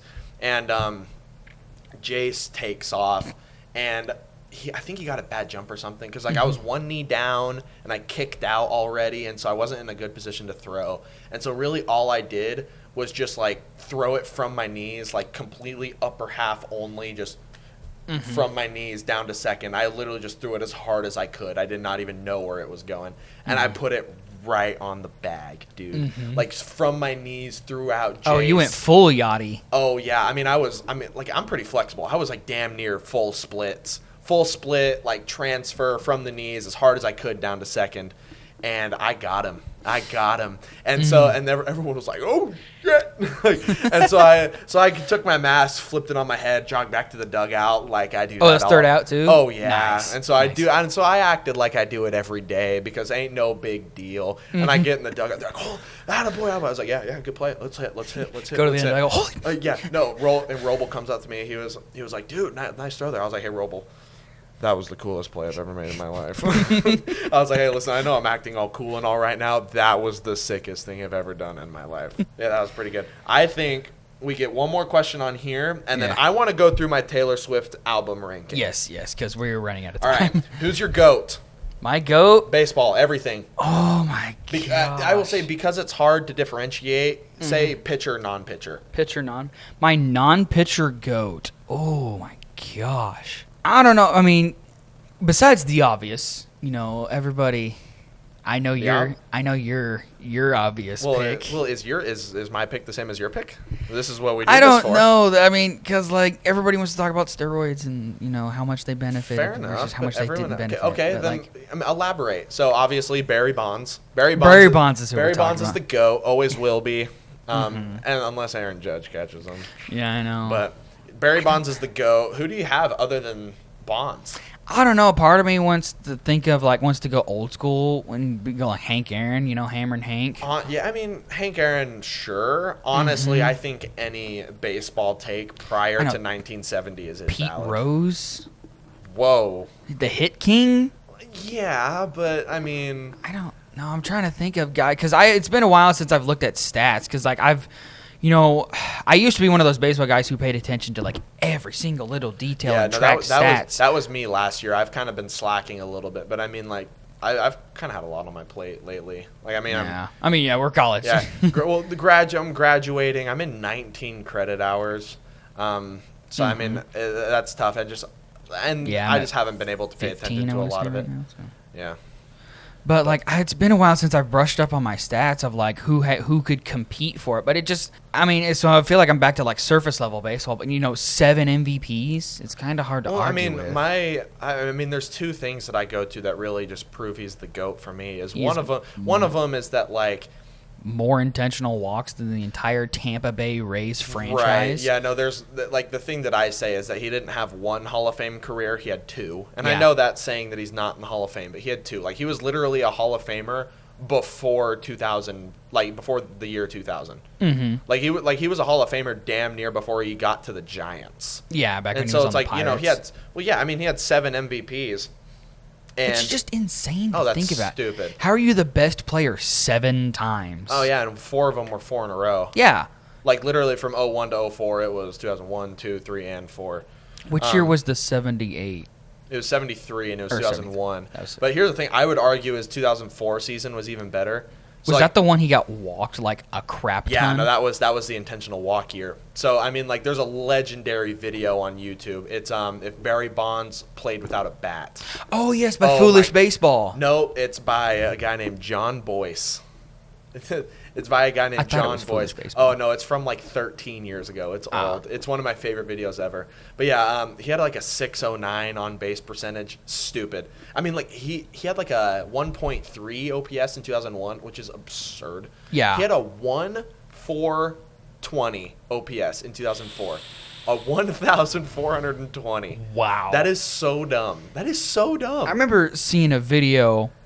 It was like talking about Barry Bonds too. It's like if Barry Bonds, or if you had a Hall of Fame like 20-year career, and it's like for every game you had like a single, a home run. Yeah, so that's my other go-to. And a walk or something. My other go-to when you want to talk about Barry Bonds being the best player ever, it's like you can go every single game with a home run and a single. So that would make you 2 for 5. So 400 batting average, and or was it? It's home run and a single, and you would be 2 for 5, and you would have a lower OPS than 2004 Barry Bonds. Yeah, you would bat 400 and have 162 home runs. 162, and you would have a lower OPS. Yes, than Barry Bonds. That is just insane. I mean that's. I don't know how you dispute that, and people do somehow, and they want to say steroids, which I'm not really gonna say that's wrong. But it's like everyone was, dude. Everyone was, dude. And I didn't live through it, so I guess I wasn't One of my favorite ESPN 30/30s to watch is called Long Gone Summer, and it talks about the race between Sammy Sosa and Mark McGwire in '98. I wish I could have seen that, dude. In live. Oh, it brought back baseball. Because, that's what people were saying is, like, baseball, it was America's pastime, but for a period of time, it was not. Baseball was boring. Yeah, and I feel like there's been a resurgence in the past few years. Especially with the long ball. Yeah. Well, the thing that I think about is I know it's recency bias because it happened this year, but was the World Baseball Classic. Oh, yeah. Like, I swear for the longest time, it's kind of like this, like gentleman's game, per se, where it's like, because you can hit a bomb, hit a bat flip around the bases, and then you see these Dominican and Puerto Rican players play, and you're like, this is sick, man. Yeah. Like, I mean, you see the winter clips in like the off season of like Junior Caminero hitting a ball and then taking 7 minutes to round the bases. You're like, dude, that's kind of hard. I kind of like it. Because, like, baseball used to be so rooted in unwritten rules and, like, keeping everything, like you said, classy and not doing it. Now, some of the unwritten rules I still agree with, but some of them, have been phased out, especially with all the bat flips and the celebrating and and all the things. Like, you see pitchers celebrating now and fist bumping. Here's one thing. How do you feel about pitchers like getting super hyped up after like an inning, like getting out of a jam that they put themselves into? I mean, I get it getting out of it. It seems pretty hyped. Yeah, I know, but like if you come in bases loaded, no outs, and you strike out, yeah, throw your glove over the stands. Yeah, you deserve it, man. But if you walk the bases loaded and then strike out the side, I don't feel like you should celebrate. I feel like you should get a little bit because I've been in one of those situations where I've gotten myself out of a jam, and I didn't feel hyped. I felt relieved. Yeah, that's what I mean. I had said, it was back in high school. I pitched to the speed of I got outs. I didn't get strikeouts. I maybe got like 2 strikeouts in a game if I was lucky. I once finished a game with no strikeouts and I felt kind of happy. It was like one of those like reverse things. Happened, yeah. But and I got the win in it. So, but I had second and third, no outs. I was like, well, and we were leading by 1 run, and I ended up getting like pop up, and then like strikeout, and I was like. My friends in the dugout, and they were like, they were celebrating, like, yeah, I get hype. I'm like, I felt relieved. I didn't feel excited. I was like, I felt relieved. Yeah, no, that's where I was thinking. I was like, I mean, walking the bases, granted, I've never pitched in my life. Yes. So I don't know, but it's like, I feel like if you get yourself in that situation, I feel like you gotta like, I don't know, maybe like a glove tap, like a let's go, I'm out of it, but like, I mean, like, I live for, like, a huge strikeout and start yelling at your dugout, like, talk to me. I love it. I feel like if you put yourself in the situation you just got out of, I don't feel like you should do that. My dream, or not I guess it was kind of my dream, but, like, I always told myself if I ever played like professional baseball, I'd want to be a closer. I want the ninth inning. Oh, I mean, the closer is want the the ninth dopest. inning. Well, yeah, and especially with all like the especially theatrics. nowadays with nowadays theatrics, with dude. it. Used to you didn't. Yeah, I mean, the GOAT Mariano. If I would have seen what he would have done today with like all the lights and stuff. I mean, obviously Mason Miller's been the most recent one. Yes, dude. Every year in MLB The Show, I buy Mason Miller. I find a way to get him on my team so that I can have him. Whenever we had when San Diego's City Connects were out, their old ones, like the white the beach with the ones. Yeah, the beach ones. I really wanted one of them because they were one of my favorites, and I was struggling to decide what player I wanted. I think when I was debating was when Juan Soto was still on the team. I forget Juan Soto was on the Padres. Yeah, he was pretty forgettable on the Padres. Like, there's a reason they traded him away. And then he had to go and break my heart. Gosh. You'll still be one of my favorite players ever, Juan Soto, but I can't forgive you for that one. But, yeah, no, I was debating which one I was going to get. And I was like, I wanted to get a Tatis one. But, like, I feel like if you're going to get a jersey. You got to get someone niche. Yeah, like you specific. got like my Rangers jersey. You got to show someone who has some ball knowledge. My Rangers jersey, and it's one of the reasons I wear 13, is Joey Gallo. Joey Gallo is a good one. Whenever I have disposable income, I can see myself having a pretty good jersey collection. Oh yeah, I'm on my bucket list. I want a hat and a jersey of every team. Yeah, my dad has gets a hat for every stadium he's been to. Oh really? So yeah, we're going to a Cardinals game this summer. Me and my family. Busch. Yeah, we're going to Busch, and so he's going to where he's going to get a Cardinals hat. Like we have a Rays hat, we have a Rockies hat. We've been to the Angels Stadium. We have an Anaheim hat. He also gets it for the minor league parks we've gone to. Oh, really? That's cool. Yeah. So we had a couple tournaments in like Arizona and Florida. So like I think we went to like a spring training game in Arizona, and we also went to one in Florida too. And so like we would go to minor league games, but we also went to spring training games. And so like we went to the Yankees one, so he got like a Tampa Tarpons hat. No, that's cool. We went to the same team my buddy's on now. We went to the Mighty Muscles. He has a Mighty Muscles hat on, Twins affiliate. I remember my freshman year, Mac actually took a bunch of the freshmen to a wind surge game down in Wichita. I do. I was in I was in the office yesterday, and he had wind surge tickets on his desk. CD? No. Oh. Mac. Really? Yeah, no, I saw him. There was 3 of them. No, but this is something that the school did, not the coaches. Oh, you mean like McPherson College? Yes, like Mac. Sorry when I said Mac. But yes, McPherson College, my freshman year, took a bunch of the freshmen. They bussed them to a game down at Riverfront Stadium, and we got to sit in the nice outfield section. And one of the people I was with, she bought one of like it's like the minor league version of the City Connect jerseys where they have the alternate identities. Yeah. And it was like the upside down cows or something. And it was like it's a lime green hat with like a pink bill, a cow that's flipped upside down. Yeah, those are pretty good. It was weird. No, here's the thing. That's what I'm saying. Hey, full circle moment here. I want to be in a city that has a minor league team so I can get so unserious hats. I can't remember which one it is, but it's an alternate identity one. It's hilarious. It's crap. It's like the Missouri River motorboaters. I've seen that. And it's like a pontoon boat. I think I've sent that to my mom because they had a hat that said like motorboat on the front. And I was like, I have to have that, dude. Yes. I was like, Mom, I have to have it. Yes. Like the 24/7 down here sells hats. My dad is getting one when he gets here, later tonight or tomorrow. And it just says Kansas, and then it says home of the big cocks. And I almost wore it to this, dude. It's my favorite hat. It's like tan and camo. Like it looks like. What team is it representing, or is it just the state of Kansas? The state of Kansas. It has like a pheasant on it. Yeah, the gas station, dude. And they sell it with T-shirts too. I'm telling you, dude, it's my favorite. I love it so much. I wore it to the elementary school today. Oh my gosh, dude! One of the kids kept stealing my hats, and so he was running around. I was like, "Oh, please don't look at the front of that, and please don't ask your parents." But no, it was pretty good. I can't wait to get like stupid hats like that. I want to get like really niche jerseys, like I want to get like a. Do not get a Wander Franco Tampa Bay Rays jersey. Do not get one. Low key. Do not. That would be funny. It's like getting an O.J. Simpson Bills That's jersey. one of the ones I want. Really? Yeah, dude. I was like, dude, I want an O.J. Simpson like USC or Bills. I think that'd be so fun. I feel like getting controversial players.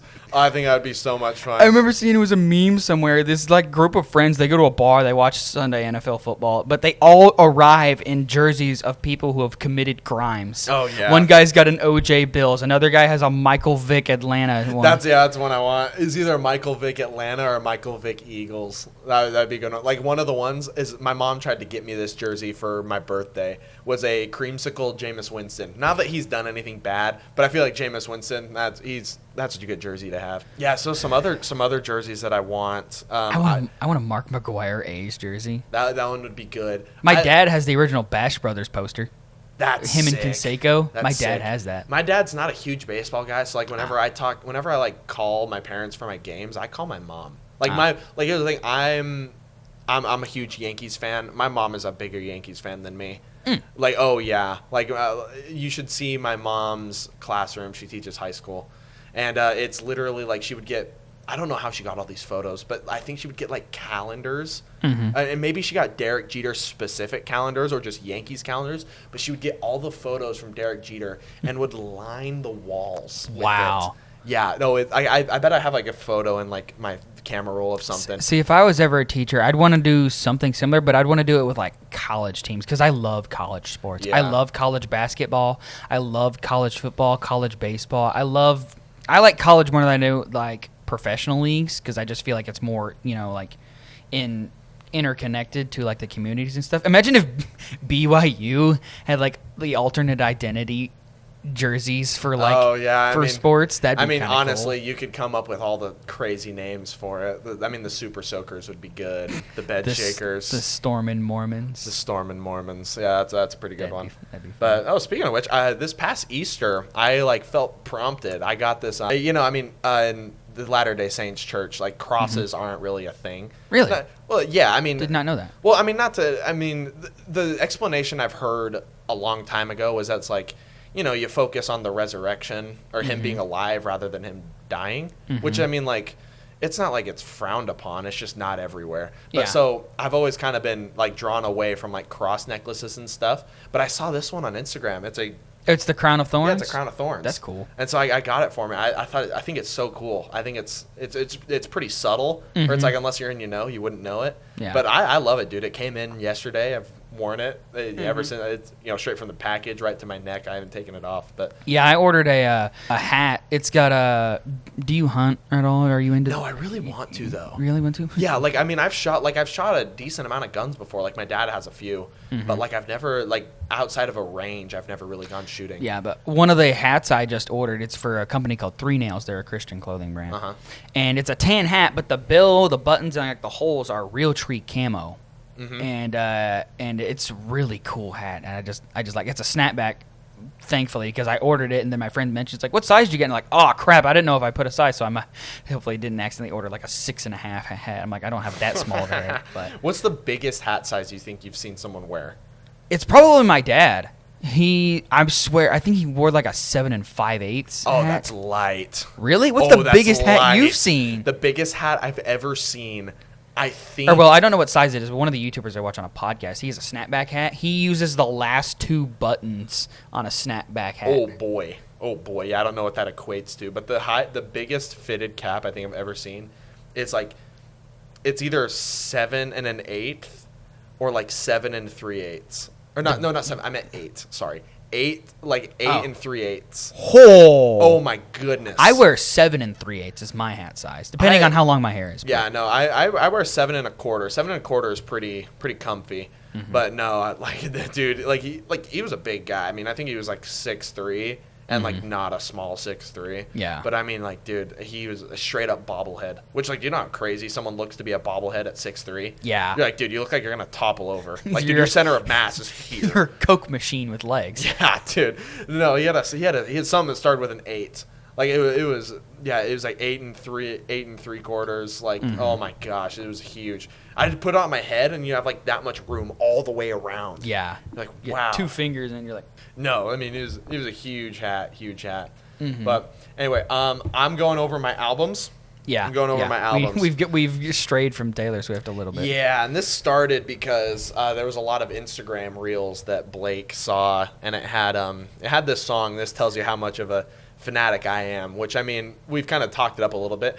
I'm not crazy on Taylor Swift. I just love the songs. Mm-hmm. And so he was like, "Oh, I've heard this song, and I saw it on all these Instagram reels. I want to know if you know it." And I was like, "Oh, I probably do know it." And he was like, "Well, it's like it goes like." You got that, and I was like, oh, it's style, off 2 words. Mm-hmm. But that's how it started. And he was like, oh, when you get on the podcast, we'll do like your top albums. And so I never really put it together. If me and my mom can go on this all the time. I actually went to the ER this past like winter break for something going on, and so we were sitting in the waiting room, and me and my mom were going back and forth on our top 5 Taylor Swift songs, and like she was getting like the most passionate I've seen my mom about something in the like close past. Like oh my gosh. But how familiar, on a scale of like 1 to 10, like how familiar are you? Like if I'm gonna throw out names, are you gonna know what I'm talking about at all? Like album names? Yeah. Or like if I say songs from that album. Kinda, yeah. I'm gonna go get my my laptop. Okay. Right here. Sounds good. We'll cut this out then. I don't know. Do you do social media plugs? Yeah. Go follow me on Instagram. Yeah, I mean Bergie would understand, and so honestly, I don't really care about missing her class. So I mean, honestly, here's what I'll do. Okay, do you have like your music pulled up there? Yeah. So here's what I'll do. I'll give you my top 5, and then just of the songs on her top songs. We'll do like a blind rank, and then that'll be the last thing we do. All right. Which I mean, granted. Oh, I was just gonna go over the Taylor Swift songs that I already have on my. Oh, okay, yeah, do that. Yeah. Well, I mean, actually save them so I can do the blind rank of it. Yeah. But I mean, a lot of these songs, like my favorite songs are like not super well known. Anyway, we'll go 5 to 1. We'll go 5 to 1. Mm-hmm. So.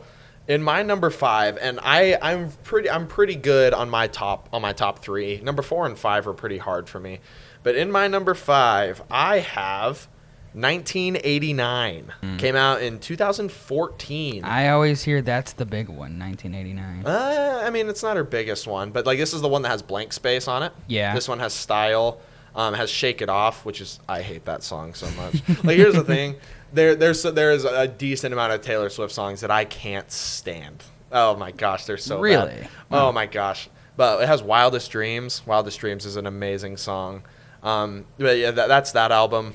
There's some other ones. Like a lot of the songs I like on that came out on the Taylor's version deluxe. Mm-hmm. Yeah, Taylor's version. Yeah. A lot of my favorite songs came out on the deluxe the albums version. I have on mine, from the Taylor Swift songs that I listen to, I have Fearless Platinum Edition, Speak Now Taylor's version. Right. Then there's the namesake one, Taylor Swift, which was her country album. Yeah, in the 2006. Yeah. Yes. Teardrops on My Guitar is my favorite. Oh my gosh. That's my favorite. Do you have Picture to Burn on there? I do not. Oh, that's a decent song. Yeah. It's a pretty good listen. Anyway, my number 5, I have 1989. 1989, yes. My number 4, like I said, my top 3 is pretty good. My number 4 and 5 I debated on for a while. Number 4, I have Evermore, which Evermore came out in 2020, and it's one of her more mellow songs. Also, you should know this about me. I have the music taste of like a 14-year-old girl. Dude, sad songs. Oh my gosh, I love them so much. I can be so happy, and I'll just dude, I'm a happy, cheery guy. Yes, and I'll just listen to like my feels playlist or my sad dude, playlist, and my friends are like, "Are you okay?" No, I love my moody songs. My divorced dad rock. I love moody songs. Like I mean, Taylor Swift. I have Lana Del Rey on my shirt too. Yeah. So Lana Del Rey, Gracie Abrams, a lot of those. I love them. Wow. But yeah, Evermore, love that one. I don't think any of these songs that you would know. But I mean, like, if I'm going to talk about my favorites, Right Where You Left Me, 'Tis the Damn Season. I love 'Tis the Damn Season. Tolerate It, that one is like a sit down in the shower. Mm-hmm. Yeah, that one's tough.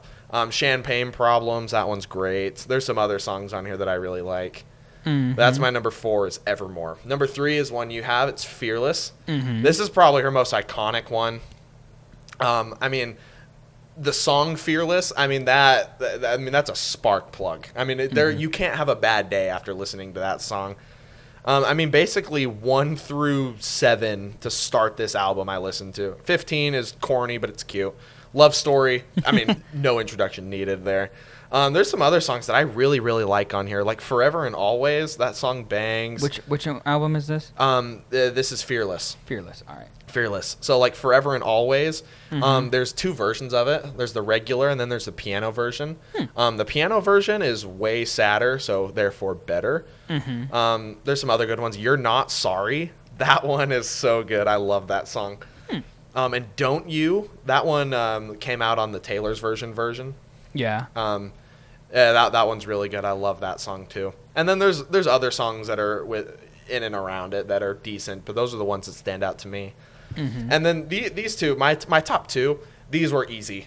Like I have a clear top 2 of my Taylor Swift albums. Yeah. My number 2 is the sister album to Evermore. It's called Folklore. Also came out in 2020. Yeah, it says, I'm seeing it here now. It says Folklore Deluxe version. Yeah, so the Folklore is actually the only album of Taylor Swift that I can list that I like every single song on it. So I mean, like, she makes her albums like 25 songs long. Holy crap! Oh yeah, I mean, it's a lot. See, and Folklore is the only one that I can listen to front to back and like know most of the words. Cardigan, Last Great American Dynasty. Yeah, so like a lot of these, like Illicit Affairs is great. The Lakes is really good. A lot of these songs I'm listing are really mellow, slower songs. I mean, that's what I dig. It's what I live to, actually. Mirror Ball, that's one of my favorite songs ever. August is great. The One is great. Cardigan is amazing. Betty's pretty good. Peace is pretty good. Wow, great album. There's a lot of songs I did not realize I didn't know. Yeah, no, I mean, there's a lot. Like, I'm looking through the albums. Some I have not even heard of. Tortured Poets Department. So that leads me into my number 1. My number 1 Taylor Swift album of all time is The Tortured Poets Department. Which one? I see 2. Well, there's a deluxe. Specifically, the darker one. So, like, there's a lighter and a darker. The darker one is the deluxe version. It's called the Anthology. Yeah, that's the one I'm on right now. So, Fortnite. So here's that song's got my boy Post Malone. Yeah, I see Posty. Yeah, no, Post Malone's in it. That song is amazing. Post Malone's country album was the first ever album I listened to front to back to see if it was any good. Most of the time when I listen to an artist, I listen to 1 or 2 songs. I know every Post Malone song to a T. Really? Yeah, I've been to 2 concerts in my life. They were both Post Malone concerts. Nice. Post Malone is my guy. But the Torture Poets Department, there's a lot of songs that I don't necessarily listen to. But oh my goodness, the ones that I do listen to, I adore. And that is why this is my number 1 album of hers. I'm not saying it's her greatest, because I think best and greatest are different. I think if we're going off greatest, it has to be Fearless, just based off accolades alone. Yeah, I feel like that's the one I remember but most. But no, the one I go to over and over and over again is the Tortured Poets Department. I mean, obviously it has Fortnite with Post Malone. That song's great. I just wish it was longer. I wish Post Malone had a bigger part in it, but I'm biased. Some of the other ones that I love, The Bolter. I love The Bolter so much. Basically, the back half of it is where I love it. How Did It End? If we want to talk about crash out songs, that's a crash out song. How Did It End? That one's great. The Prophecy, that one's great. Let's see, The Black Dog, that one's great. LMOL, or LOML, that's the double meaning there. Obviously, Love of My Life, but it's also the loss of my life there. Huge sad song album. Like, actually huge. There's 31 songs on here. Holy crap. Yeah, no, it's great. And all of them are really good. I mean, there's some other, like, really corporate hits here. Like, I Can Do It With a Broken Heart is always on the radio. There's some other ones that are always on the radio. Like, some of these are about Travis Kelce. Like, So High School is about Travis Kelce. And this is where I want to separate myself from the other so-called Swifties. I purely listen to the music. Like, my mom was one of the ones who would, like, scroll through Twitter all the time, like, looking for new mashups she did during concerts. And I was like, Mom, I just like the music. I just like the music, Mom. And that's where her most recent album, The Life of a Showgirl, I don't love it. I don't really like it because it's all happy songs because she's getting married, and so it's all good. And I'm like, I don't like that. But those are my top 5. Number 5, we have 1989. Number 4, we have Evermore. Number 3, we have Fearless. And number 2, we have Folklore. And number 1, the Tortured Poets Department. Nice.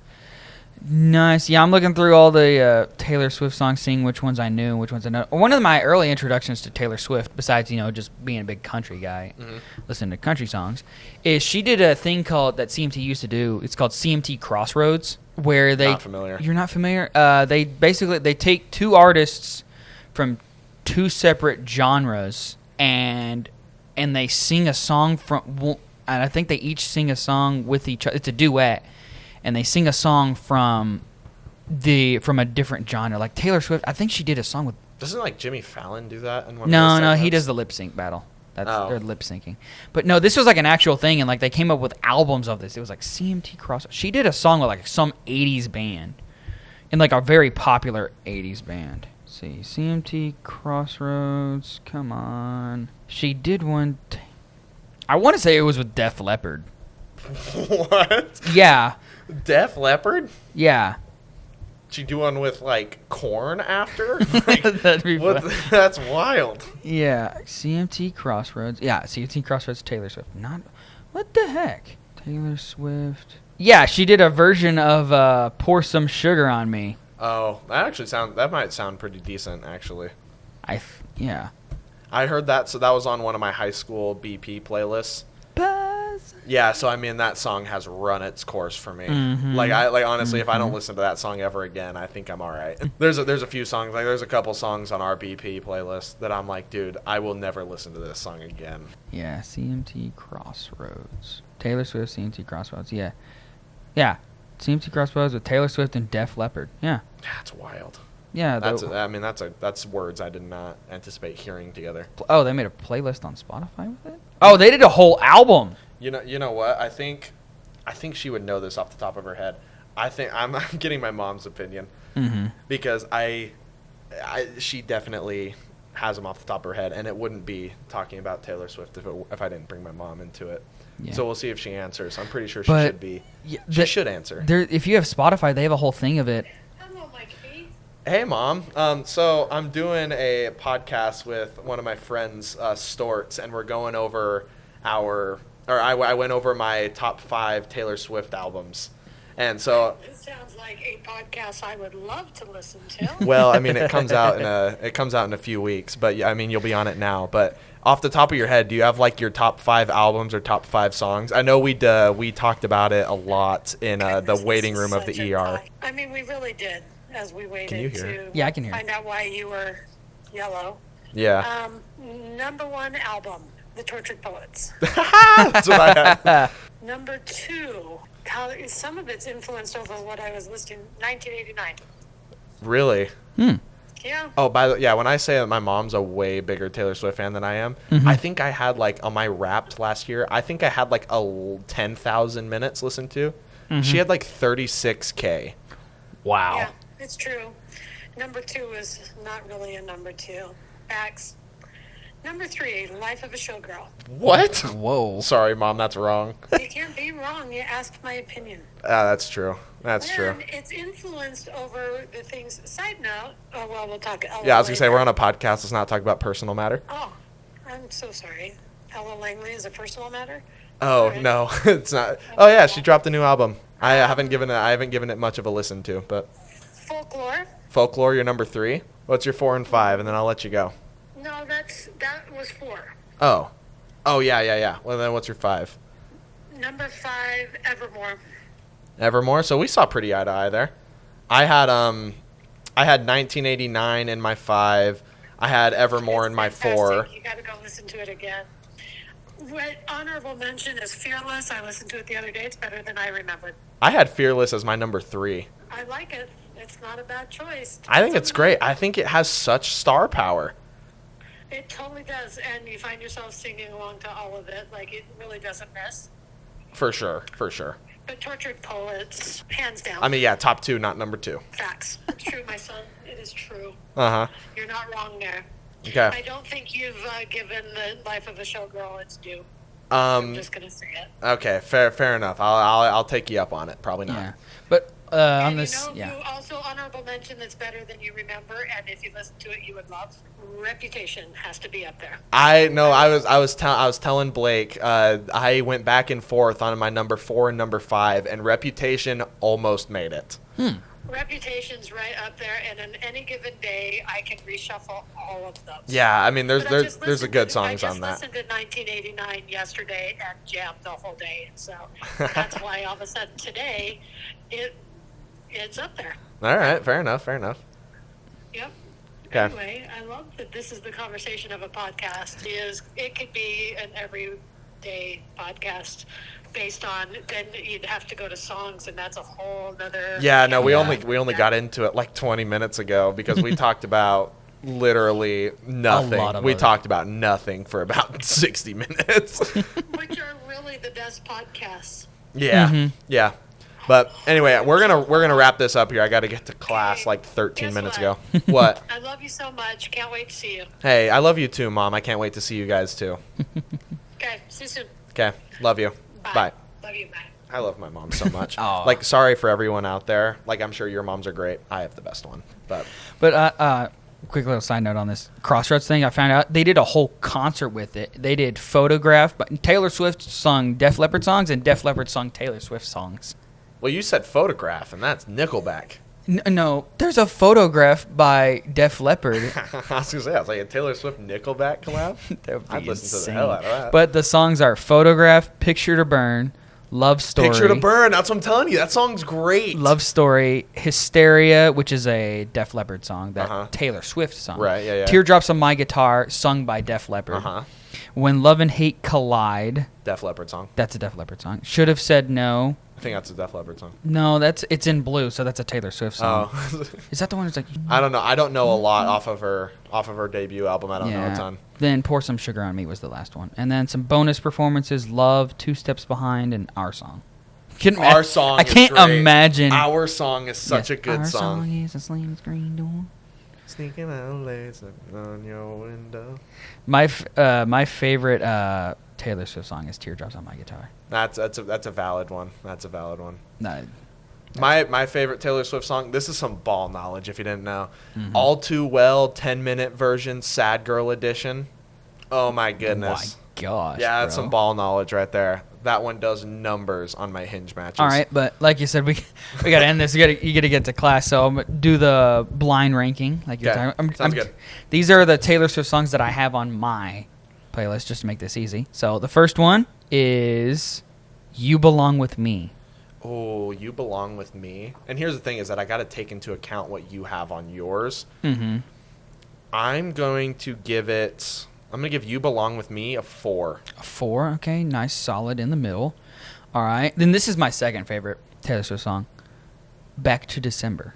Back to December, number 3. 3? All right, we're going up. Yeah, Back to December. Because, like, I think I got to think the songs that you have are, like, the more really giga popular ones, which those are actually the ones I don't love super, like, a lot.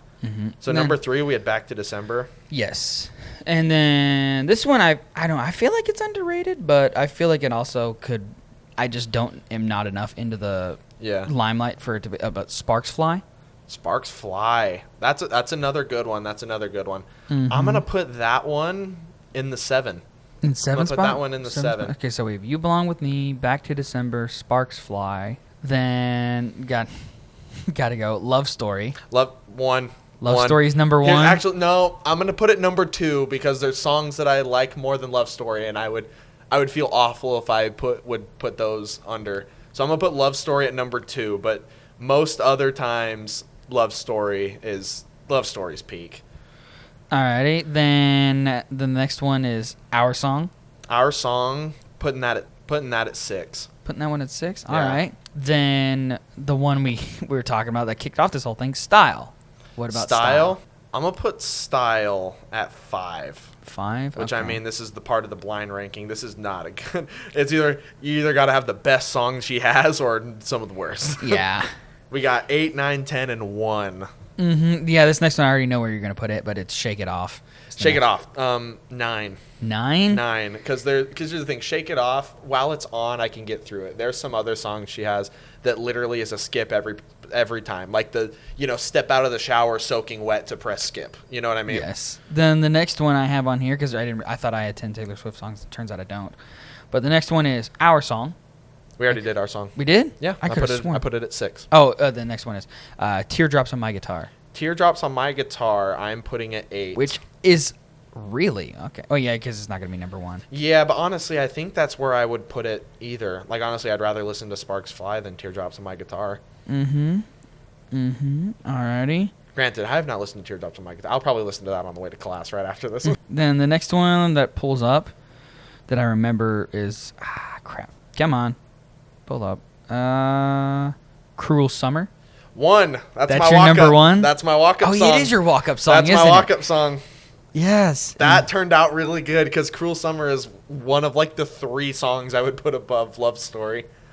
So that worked out really well. Cruel Summer, number 1. And how many more spots do we have left? We have number 10. Just 10? So this is the worst one you've listed. Then it's 22. Not a bad take. Not a bad take. The 2 that I can't stand the most is You Need to Calm Down. Mm-hmm. That one is terrible. I hate it. And then there's another one. I can't name it off the top of my head. It's on 1989 though. Mm-hmm. But whatever. 22 is fine. 22 is fine. But Mike, thank you for coming on the podcast. We're running out of time here. Yeah. I'll quickly end this thing, but thank you for coming on. Loved your opinions. Loved having your mom call in. It was great. Hopefully y'all enjoyed it. If you like it, make sure to give it a thumbs up. Comment down below anything you want us to let us know. Make sure to follow us on all social medias. And if you enjoyed it, let us know. I'll be posting this in a couple weeks. But thank you for watching. This has been the Bunch of BS Podcast. We'll see you next week.